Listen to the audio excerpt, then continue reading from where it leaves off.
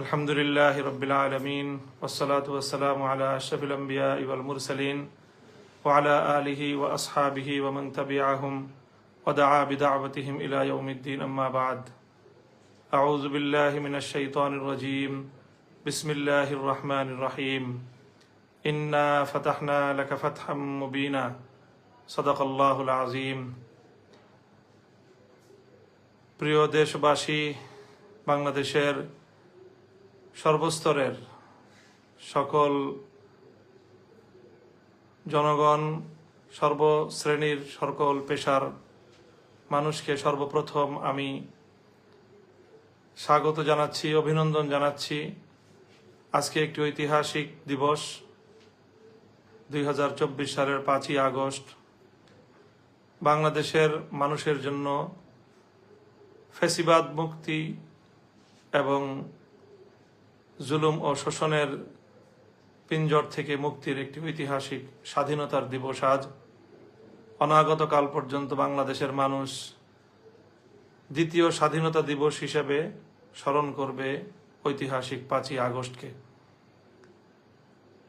অনেক ত্যাগ তিতিক্ষা, অনেক রক্তের নজরানা, অনেক শ্রম, অনেক মায়ের চোখের অশ্রু, অনেক বোনের আহাজারি, গগন বিদারী অনেক কান্নার পর কাঙ্ক্ষিত এই মুক্তির স্বাদ আজ আমাদের দেশবাসী উপভোগ করছে।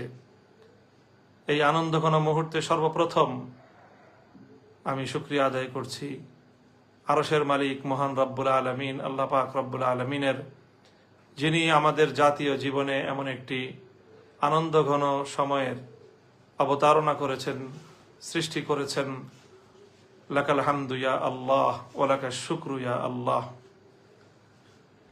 এরপরে আমি শুকরিয়া আদায় করছি, কৃতজ্ঞতা জ্ঞাপন করছি দীর্ঘ 16 বছরের এই ফ্যাসিবাদ বিরোধী আন্দোলন এবং সংগ্রামে যাদের আত্মত্যাগ রয়েছে, বিভিন্ন বিরোধী দলীয় নেতাকর্মী যারা অপরিসীম ত্যাগ এবং আত্মত্যাগ, বিভিন্ন জুলুম এবং নির্যাতনের শিকার হয়েও তারা যেভাবে ইস্পাত কঠিন দৃঢ়তা নিয়ে এই ফ্যাসিবাদের বিরুদ্ধে তাদের সংগ্রামকে অব্যাহত রেখেছেন, তাদের সকলকে, বিশেষত যারা এই সময়টায় গুম খুন সহ নানা নিপীড়নের শিকার হয়েছেন, সেই সকল মানুষগুলোকে আমরা স্মরণ করছি। গুম খুনের শিকার হওয়া আমাদের সেই সকল ভাই বোনদেরকে আমরা স্মরণ করছি, যাদেরকে বিগত 16 বছরে আমরা হারিয়েছি। বিরোধী দলীয় নেতাকর্মী, বিএনপি, জামায়াতে ইসলামী এবং বিশেষ করে হেফাজতে ইসলাম সহ বাংলাদেশের ভিন্ন মতাবলম্বী মানুষের উপর, জনতার উপর ফ্যাসিবাদের যে ভয়াল আক্রমণ এ দেশবাসী প্রত্যক্ষ করেছে, বাংলাদেশের ইতিহাসে এই 16টি বছর কালো অধ্যায় হিসেবে বিবেচিত হবে। এই সময়টায় যারা এহেন নিপীড়ন এবং জুলুমের শিকার হয়েছেন, অনেক মানুষ পঙ্গুত্ব বরণ করেছেন, অনেক মা তার সন্তানকে হারিয়ে আজও পর্যন্ত পথের পানে চেয়ে থাকেন, গুম হওয়া সন্তান বুঝে আবার ফিরে আসবে। সেই সকল মায়েদেরকে আমরা সালাম জানাই। সেই সকল মায়েদের মুখে আমরা মনে করি আজ কিঞ্চিত পরিমাণ হলেও এ জাতি হাসি ফোটাতে পেরেছে। এ জাতির দামাল কামাল তরুণ সন্তানেরা সেই সন্তান হারা মায়ের বুকে একটু হলেও সান্ত্বনার পরশ বুলিয়ে দিতে পেরেছে।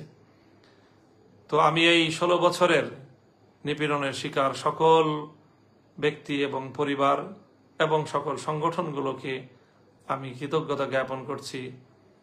সেই সঙ্গে বিশেষভাবে স্মরণ করতে চাই 2013 সালের 5ই মে ভয়াল কালো রাতে শাপলা চত্বরে রাসূল আকরাম সাল্লাল্লাহু আলাইহি ওয়াসাল্লামের ইজ্জত এবং সম্মান রক্ষা, ফ্যাসিবাদের মোকাবেলায় যে তৌহিদি জনতা শাপলা চত্বরে জড়ো হয়েছিল নাস্তিক্যবাদের বিরুদ্ধে, সেখানে রাতের অন্ধকারে যে তাদের উপর গণহত্যা পরিচালনা করা হয়েছিল, সেই হত্যাকাণ্ডের শিকার সকল শহীদদেরকেও শ্রদ্ধা ভরে স্মরণ করছি।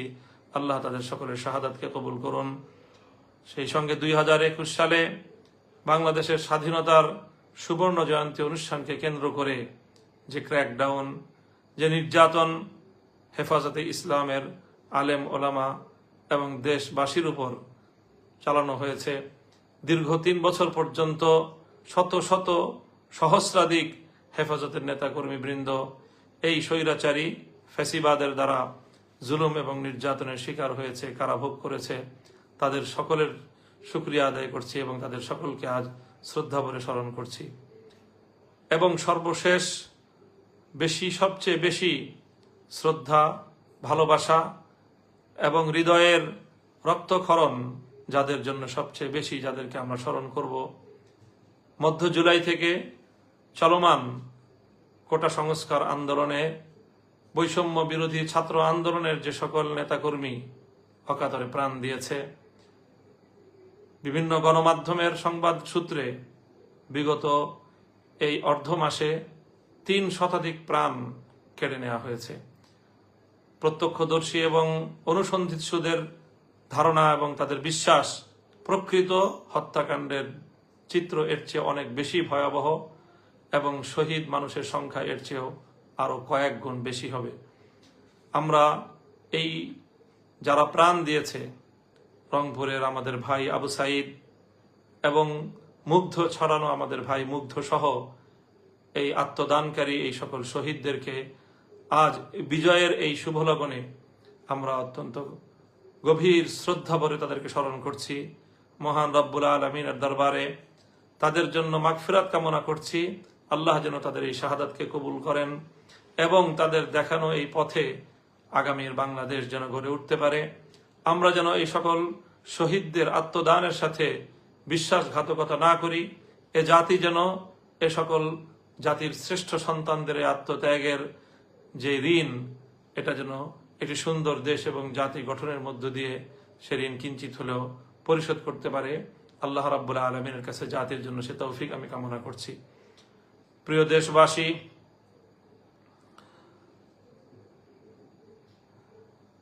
এই আন্দোলনে দেশের সকল ছাত্র জনতা যেভাবে সম্পৃক্ত ছিল, পাবলিক বিশ্ববিদ্যালয়, প্রাইভেট বিশ্ববিদ্যালয়, কলেজ, স্কুল লেভেল সহ এই সকল শিক্ষা প্রতিষ্ঠানের ছাত্র ছাত্রীরা যেভাবে তারা জীবনের মায়া ত্যাগ করে সত্যকে প্রতিষ্ঠার জন্য, বৈষম্যকে উৎখাত করে একটি ন্যায় ও সাম্যপূর্ণ জাতি গঠনের লক্ষ্যে তারা যেভাবে মাঠে নেমে এসেছিল, আমার এই স্কুল, কলেজ, বিশ্ববিদ্যালয় পড়ুয়া শিক্ষার্থীদের সাথে কাঁধে কাঁধ মিলিয়ে আমাদের বাংলাদেশের টেকনাফ থেকে তেতুলিয়া পর্যন্ত মাদ্রাসা শিক্ষার্থীরাও তাদের ভাইদের সাথে সংহতি প্রকাশ করে তারা মাঠে ময়দানে ভূমিকা পালন করেছে।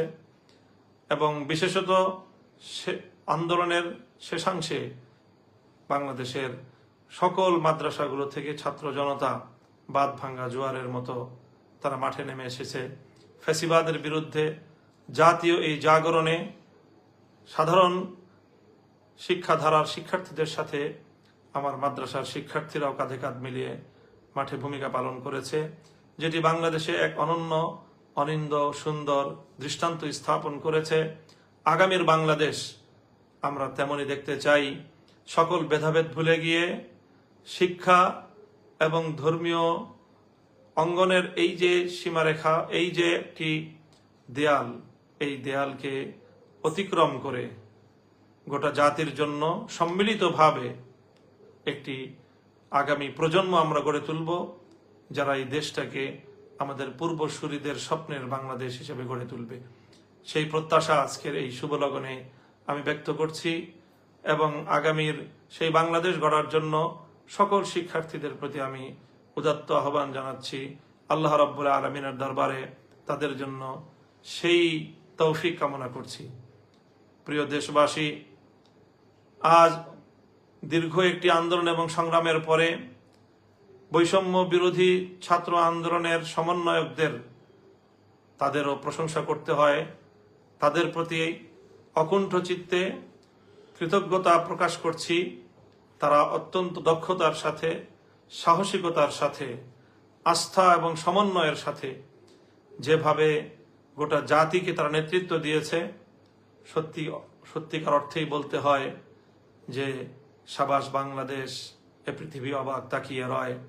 আমাদের তরুণ যুব প্রজন্ম, ছাত্র নেতৃত্ব আগামী দিনের তারা জাতীয় নেতৃবৃন্দকে একটি উত্তম দৃষ্টান্ত উপস্থাপন করে দেখিয়েছে কিভাবে একটি জাতিকে পরিচালনা করতে হয়, কিভাবে একটি বিপ্লবকে পর্যায়ক্রমে সাফল্যের দুয়ারে উপনীত করতে হয়, চূড়ান্ত সফলতা কিভাবে ঘরে তুলতে হয়, এবং সেজন্য যে ত্যাগ এবং কোরবানি স্বীকার করতে হয়, সেজন্যে জালিমের রক্তে চক্ষুকে কিভাবে উপেক্ষা করতে হয়, সেভাবে কিভাবে রিমান্ডে নির্যাতনের মুখেও অকুত ভয় এবং স্থির থাকতে হয়, অটল এবং অবিচল থাকতে হয়।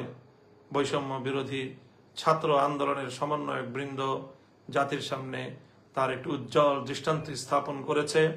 আগামী দিনে তাদের এই দৃষ্টান্ত যে কোনো নেতৃত্বের জন্য একটি মাইল ফলক, অনুসরণীয় দৃষ্টান্ত হিসেবে কাজ করবে।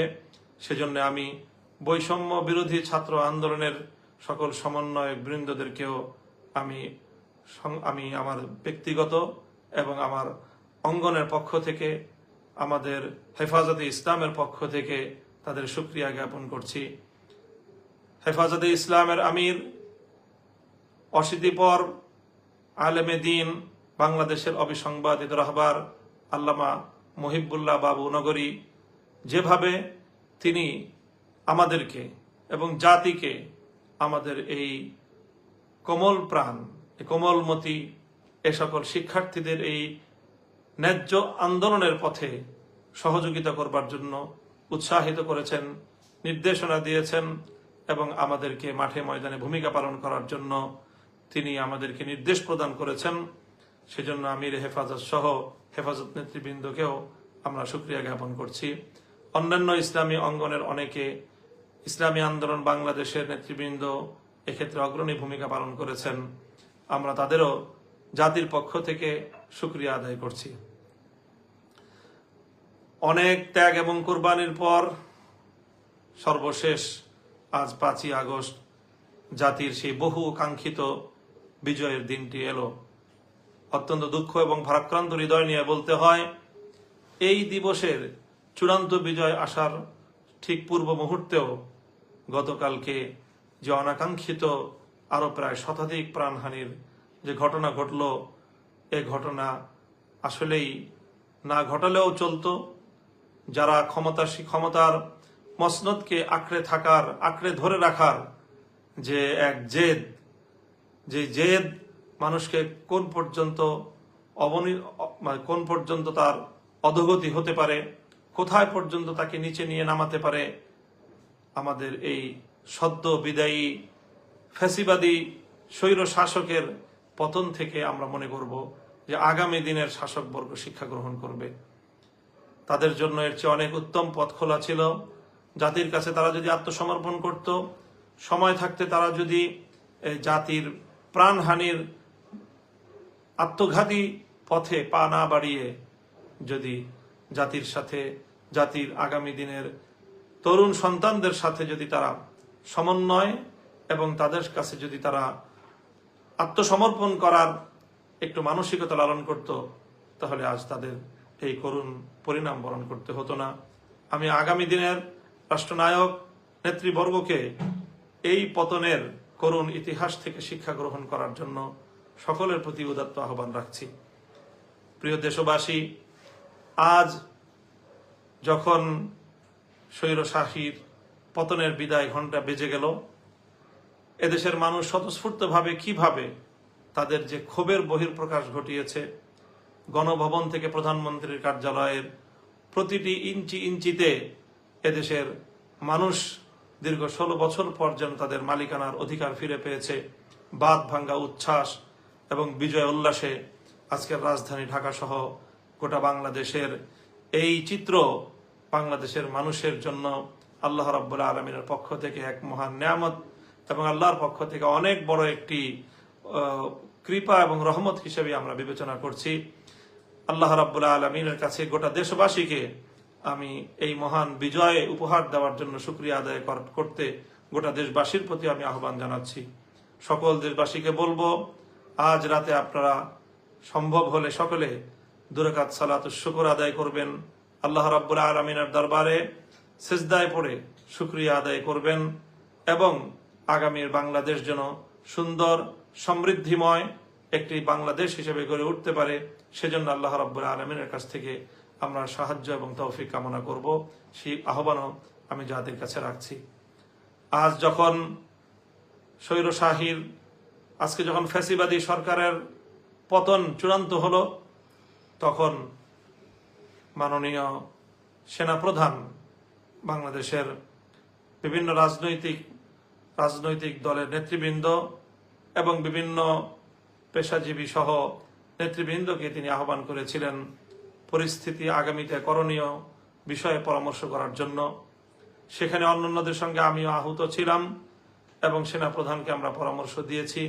সেনাপ্রধান আমাদের পরামর্শ গ্রহণ করেছেন এবং তিনি জাতির উদ্দেশ্যে বক্তব্যের মাধ্যমে প্রধানমন্ত্রীর পদত্যাগের বিষয়টি নিশ্চিত করেছেন। সেই সঙ্গে আগামী দিনের কার্যক্রম পরিচালনার ক্ষেত্রেও তিনি আমাদের কাছে সহযোগিতা কামনা করেছেন। এরপরে আমরা সেনাপ্রধান সহ বঙ্গভবনে মহামান্য রাষ্ট্রপতির সঙ্গে সাক্ষাৎ করেছি এবং রাষ্ট্রপতির সঙ্গে বিভিন্ন পেশাজীবী এবং রাজনৈতিক নেতৃবৃন্দ সহ বিরোধী দলীয় সকল রাজনৈতিক নেতৃবৃন্দ সেখানে উপস্থিত ছিলেন, প্রতিনিধিবৃন্দ। মহামান্য রাষ্ট্রপতির সভাপতিত্বে বা তার নেতৃত্বে সেখানে বৈঠক অনুষ্ঠিত হয়েছে এবং আগামী দিনের জরুরি কিছু করণীয় বিষয়ে আমরা একমত হয়েছি। জাতির উদ্দেশ্যে সেই বিষয়গুলো ইতিমধ্যে আমরা বর্ণনা করেছি, আবারও বলছি যে সেখানে রাষ্ট্রপতি সহ 3 বাহিনীর প্রধান, সেনাবাহিনী, নৌবাহিনী এবং বিমান বাহিনীর প্রধান সহ সামরিক ঊর্ধ্বতন কর্মকর্তাগণ, বিএনপি, জামায়াতে ইসলামী, জাতীয় পার্টি সহ অন্যান্য দলের নেতৃবৃন্দ এবং সিভিল সোসাইটির নেতৃবর্গ সহ অনেকেই সেখানে উপস্থিত ছিলেন এবং বৈঠকের শেষাংশে বৈষম্য বিরোধী ছাত্র আন্দোলনের সমন্বয়ক বৃন্দ কয়েকজন সেখানে অংশগ্রহণ করেছেন। পরবর্তী তাদের সঙ্গে আরো বিশদ বৈঠক হওয়ার সিদ্ধান্ত ছিল। সেখানে আজ যে বিষয়গুলো আমরা ঐক্যমতে পৌঁছেছি সে বিষয়গুলো জাতির জন্য জানা প্রয়োজন।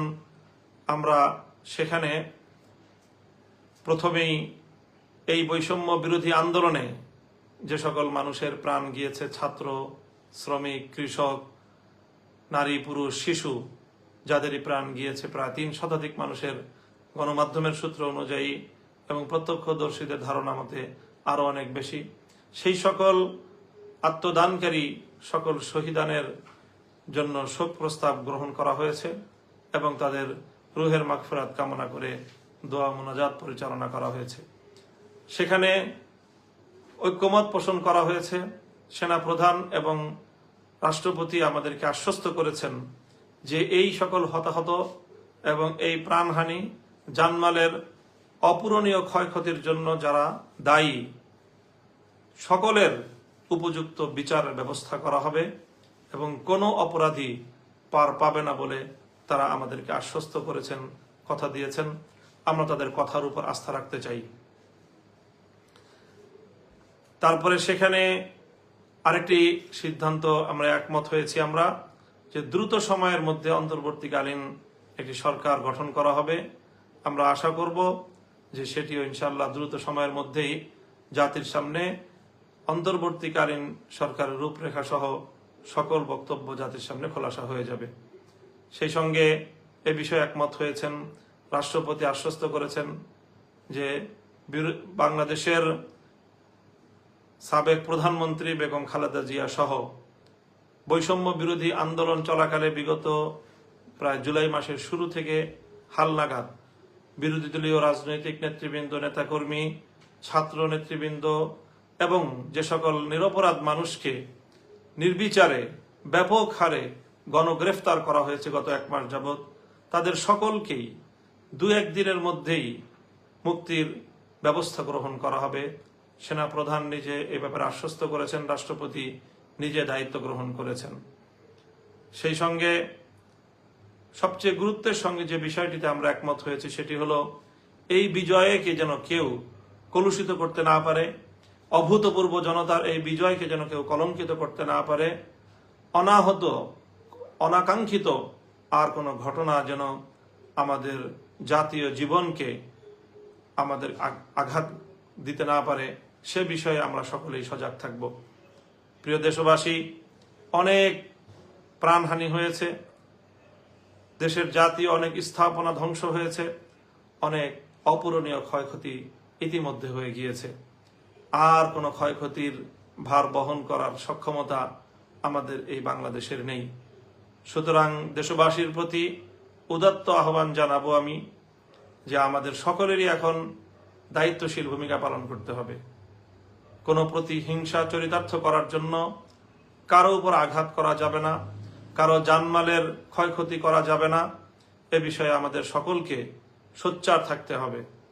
বিশেষত আমি দেশের আলেম সমাজ, ইমাম সমাজকে আমি বিশেষভাবে আহ্বান জানাবো যে আপনারা এ ব্যাপারে সোচ্চার থাকবেন এবং আপনারা সক্রিয় ভূমিকা পালন করবেন।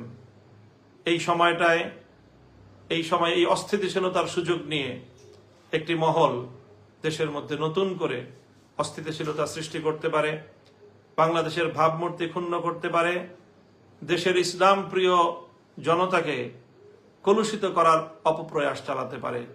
নানা ধরনের সাবোটাজ এবং অন্তর্ঘাতমূলক বিভিন্ন কর্মকাণ্ডের মাধ্যমে দেশের ইসলামিক অঙ্গনকে তারা ঘায়েল করার অপচেষ্টা চালাতে পারে। এজন্য বিশেষ করে অন্যান্য ধর্মাবলম্বী সংখ্যালঘু যারা রয়েছেন তাদের ধর্মীয় উপাসনালয়গুলো এবং তাদের ব্যবসা প্রতিষ্ঠান, তাদের বাড়িঘর, তাদের সহায় সম্পদ, তাদের জানমালের প্রতি আমাদের সকলকে অত্যন্ত সতর্কতার সাথে দায়িত্বশীল ভূমিকা পালন করতে হবে, যেন কোনো একজন সংখ্যালঘুর উপর কোনো ধরনের আক্রমণ, তার জানমালের ন্যূনতম কোনো ক্ষয়ক্ষতি যেন কোনো দুষ্কৃতিকারী করতে না পারে। এ ব্যাপারে আমাদের সকলকে সোচ্চার এবং সজাগ থাকতে হবে। বিশেষত আজ রাত যেহেতু একটি সরকার পতন ঘটেছে, এই সময়টায় স্বাভাবিকভাবেই প্রশাসন এবং আইন শৃঙ্খলা রক্ষাকারী বাহিনীর মধ্যে একটি অস্থিরতা এবং একটি দুর্বলতা কাজ করবে। এই সুযোগে আজ রাতেই অনেক অঘটন ঘটে যেতে পারে। এই জন্য আমার বক্তব্য যারা শুনছেন তাদের সকলের প্রতি আমার উদাত্ত আহ্বান যে আজ রাত অন্তত আপনারা পাড়ায় পাড়ায়, মহল্লায় মহল্লায় এলাকাবাসীকে নিয়ে, মসজিদের মুসল্লিদেরকে নিয়ে আপনারা রাত্রি জাগরণ করুন। অবশিষ্ট রাতের শেষ প্রহর, রাতের আধারে কোনো অঘটন যেন কেউ ঘটাতে না পারে, সেজন্য আপনারা দায়িত্বশীল ভূমিকা, প্রহরার ভূমিকা আপনারা পালন করবেন।